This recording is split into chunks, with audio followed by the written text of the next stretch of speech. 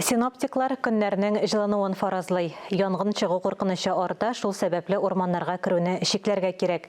Татарстанда янгынга каршы махсус режим игълан ителде. Белгечләр һавадан да, җирдән дә урманнарның торышын күзәтә.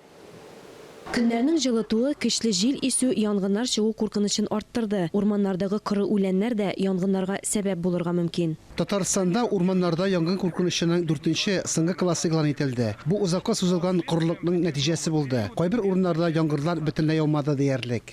Урманчылар янгыннардан сакланырга чакыра, белешмәләр тараталар. Әгәр ут чыга калса, аны тиз арада сөндерү чараларына кирешу зарур.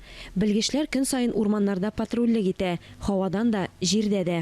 Һәр команданың үз маршруты. При обнаружении каких-нибудь нарушений или возгораний, соответственно, они сообщают. И в связи с этим потом уже принимается решение, в какой степени пожар. Урынга янгын сөндерү бригадасы ярты сәгатьтә килеп җитә. Патруль хезмәткәрләре вакытны әрәм итмичә янгынны үзләре сүндерергә керешә. Урман янгыннарының төп сәбәбе табигатьтә учак кабызу. Территорияларда тыю игъланнары эленеп торса да, ял итүчеләр аларга игътибар итми.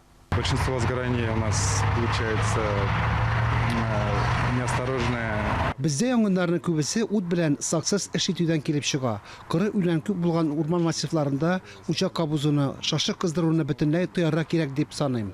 Проблеманың чыганагы кешеләрнең җавапсызлыгы, кагыйдә бозучыларга штрафлар салына яки җинаять җаваплылыгына тартылалар. Алия Галиуллина, Ия Кислицина, Александр Решоткин, Татарстан яңалыклары.